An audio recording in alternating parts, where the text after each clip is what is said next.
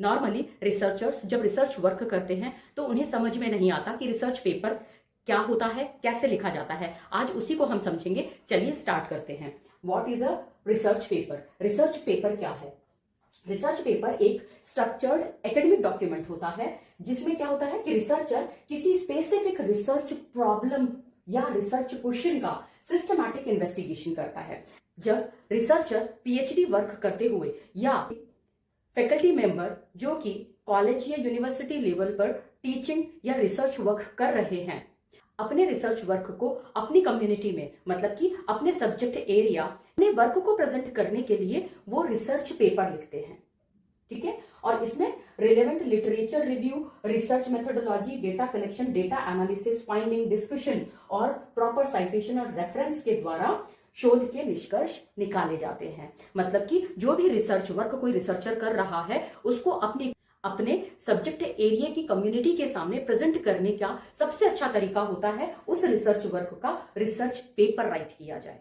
इसीलिए पीएचडी के दौरान रिसर्चर्स को अपने रिसर्च वर्क में से 2 रिसर्च पेपर राइट करने होते हैं।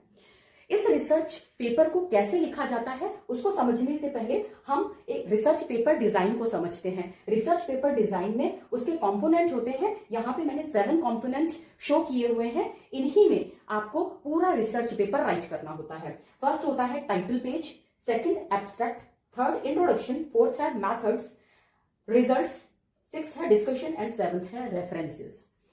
इन सभी पॉइंट्स को इसी सीरीज में आपको अपने रिसर्च पेपर में मेंशन करना होता है और इनका एक्सप्लेनेशन अपने रिसर्च वर्क से रिलेटेड आपको इन्हीं पॉइंट्स में देना होता है।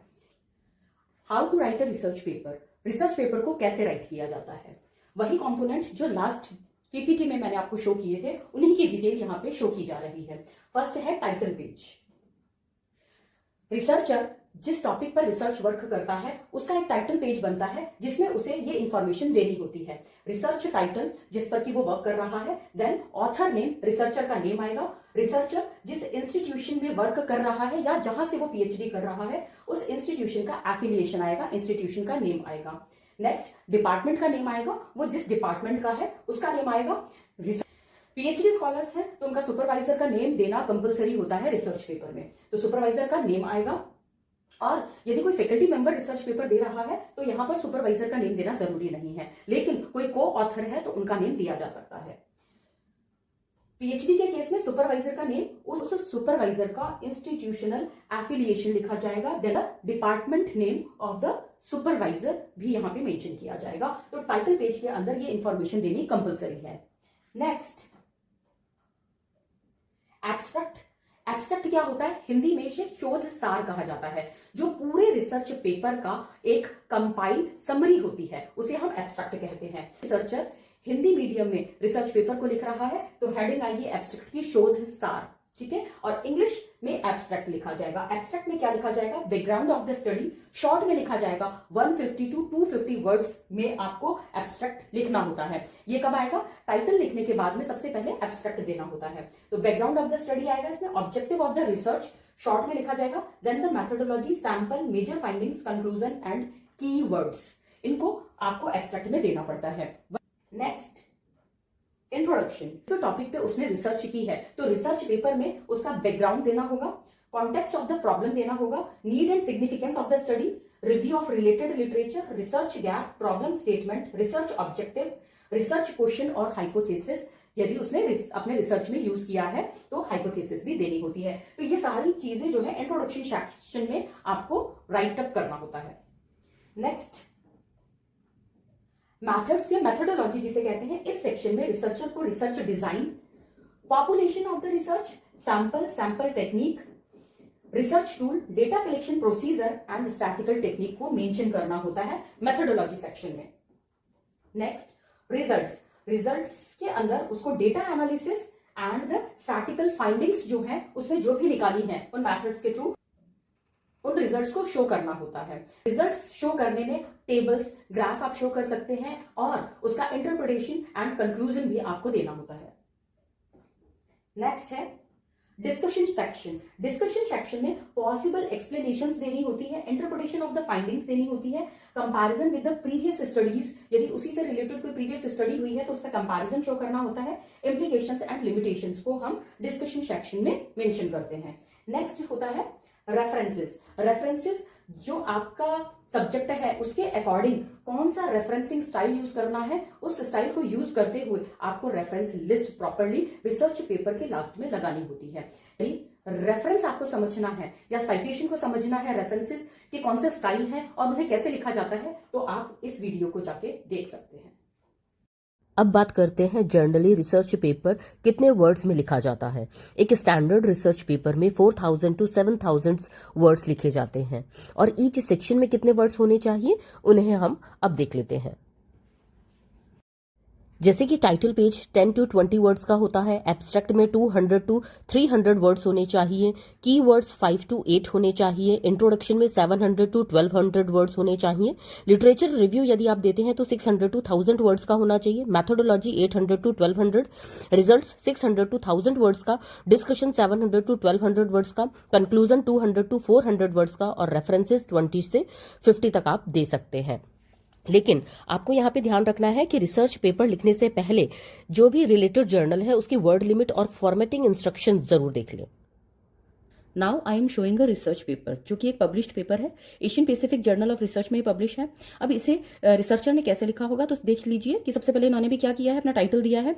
जैसे कि मैंने कहा था कि टाइटल इन्फॉर्मेशन होता है, टाइटल पेज जो होता है उसमें जो इन्फॉर्मेशन मेंशन करनी है अपने को, वो ये इन्होंने मेंशन की हुई है, टाइटल रिसर्च आर्टिकल का टाइटल, और इनका नेम जो है डॉक्टर राजेंद्र सिंह है, assistant professor department of education Tezpur university.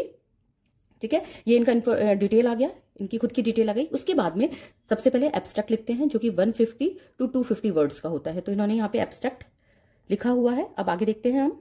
इसके बाद में कीवर्ड्स, मैंने कहा था कि कीवर्ड्स मेंशन करनी होती है, तो ये इनके कीवर्ड्स हैं, इन्होंने कीवर्ड्स मेंशन किए हुए हैं। कीवर्ड्स क्या है, जो कि आपका रिसर्च पेपर है उसके जो मेन वर्ड्स हैं, है ना, जिन पे आपका फोकस है, उनको कीवर्ड्स को यहाँ 5 to 7 वर्ड्स आपको यहाँ मेंशन करने होते हैं। नेक्स्ट, एब्स्ट्रैक्ट के बाद में इंट्रोडक्शन इन्होंने मेंशन किया, इंट्रोडक्शन लिखना पड़ेगा। इंट्रोडक्शन में इन्होंने जैसे स्टडी हैबिट पे इनका रिसर्च पेपर है तो स्टडी हैबिट्स के बारे में इन्होंने लिखा है। उसके बाद में आप देखेंगे यहाँ पे research studies related to study habit, है ना, इन्होंने रिव्यू ऑफ लिटरेचर यहाँ पे मेंशन किया है। लिटरेचर रिव्यू के बाद में सिग्निफिकेंस ऑफ द स्टडी, ये इन्होंने सिग्निफिकेंस ऑफ द स्टडी दे दिया है। इसके बाद में आप देखेंगे स्टेटमेंट ऑफ द प्रॉब्लम दिया है, ऑब्जेक्टिव्स ऑफ द स्टडी दिया है, ऑब्जेक्टिव्स जो भी हैं इनके रिसर्च के वो दिए गए हैं, हाइपोथेसिस दी गई है, डिलिमिटेशंस भी दिए हैं इन्होंने। इसके बाद में operational definitions of the term भी आप मेंशन कर सकते हैं। ये डिपेंड करता है, कुछ कुछ जो पॉइंट्स हैं वो डिपेंड करते हैं कि जर्नल की नीड क्या है, जर्नल की कुछ गाइडलाइंस होती हैं, उनके अकॉर्डिंग ही आपको रिसर्च पेपर को सेट करना होता है। बहुत रिसर्च पेपर में जर्नल के अकॉर्डिंग चेंजेस हो सकते हैं, लेकिन मेन चीजें उसमें प्रेजेंट होंगी ही होंगी। इसके बाद में आप देखेंगे मेथड्स एंड प्रोसीजर दिया है इन्होंने, methods and procedure, research method जो अडॉप्ट किया है वो है सैम्पलिंग आ गया, रिसर्च टूल आ गया, procedure for the data collection दिया है, and statistical treatment of data भी दिया है, कौन सा स्टैटिकल टेस्ट लगाया। इसके बाद में एनालिसिस एंड इंटरप्रिटेशन दिया है, जिसमें इन्होंने एनालिसिस पूरा दिया है, टेबल के फॉर्म में दिया है एनालिसिस एंड उसका इंटरप्रिटेशन भी साथ में दिया हुआ है। ठीक है, ये पूरा डिटेल है इनके रिजल्ट्स का। उसके बाद में इन्होंने लास्ट में कंक्लूजन्स दिए हैं। ठीक है, कंक्लूजन्स के बाद में आप देखेंगे ये कंक्लूजन्स है, उसके बाद में एजुकेशनल इम्प्लीकेशंस दे दिए हैं, और इसके बाद में आपको यहाँ पर रेफरेंसेस मिल जाएंगे। तो ये एंड हो जाता है रिसर्च पेपर रेफरेंसेस के बाद में, तो ये लास्ट में इन्होंने अपने रेफरेंसेस दिए। तो इस टाइप से रिसर्च पेपर राइट किया जाता है। एक ये रिसर्च पेपर हिंदी मीडियम के स्टूडेंट्स के लिए है जो कि हिंदी में लिखते हैं, वो कैसे अपना शोध पत्र लिखेंगे उसका एक सैंपल है यहाँ पर। जैसे कि ये पब्लिश्ड पेपर है ना, तो हमें कैसे लिखना होता है वही आप क्या करेंगे कि वर्ड फाइल में, चाहे इंग्लिश मीडियम के हो या हिंदी मीडियम के, वर्ड फाइल में अपने पेपर को बनाएंगे। उसमें सबसे पहले अपना टाइटल मेंशन करेंगे, देन वही डिटेल लिखनी है, ये हिंदी में यहाँ पे दिया हुआ है, रिसर्चर के नेम दिए हुए हैं और वो क्या है, उनका डेजिग्नेशन क्या है वो लिख दिया। फिर हम क्या देंगे, शोध सारांश देंगे, शोध सारांश यहाँ पे दिया गया है। नेक्स्ट, शोध सारांश के बाद में बीज शब्द, जिसे कि इंग्लिश में कीवर्ड्स कह रहे थे, उसके बाद में इंट्रोडक्शन, प्रस्तावना लिखेंगे। ठीक है, डिटेल प्रस्तावना यहाँ पे मेंशन की गई है। ये पूरी प्रस्तावना है। संबंधित शोध साहित्य अलग से भी लिख सकते हैं और इंट्रोडक्शन में इंक्लूड करके भी लिख सकते हैं। संबंधित शोध साहित्य को यहाँ मेंशन किया गया है। उसके बाद में शोध उद्देश्य दिए गए हैं। फिर शोध में परिकल्पनाएं थी, इसीलिए शोध परिकल्पनाएं भी यहाँ मेंशन की गई हैं। उसके बाद शोध पद्धति है, जिसे कि मेथोडोलॉजी कहते हैं, वो पूरा यहाँ पर डिटेल दिया गया है, जिसमें कि सैंपल शोध न्यायादर्श जिसे कहते हैं वो दिया है। शोध उपकरण की डिटेल दी है। ठीक है, सांख्यिकी तकनीकें कौन सी यूज की गई है, स्टैटिकल टेक्निक कौन सी यूज की है, उनको मेंशन किया गया है। फिर आंकड़ों का विश्लेषण और व्याख्या यहाँ पे दिया गया है ऑब्जेक्टिव वाइज। जो इस रिसर्च पेपर में ऑब्जेक्टिव दिए गए हैं उन्हीं का यहाँ पर क्या है, विश्लेषण और व्याख्या दी गई है। इसके बाद में शोध चर्चा डिस्कशन दिया गया है और उसके बाद में शोध निष्कर्ष प्रस्तुत किए गए हैं, कंक्लूजन दे दिया। इसके बाद में संदर्भ सूची रेफरेंस लिस्ट को मेंशन कर दिया। तो ये इस तरीके से एक रिसर्च पेपर का मैंने आपको सैंपल दिखाया है, आपको भी इसी तरीके से तैयार करना होगा।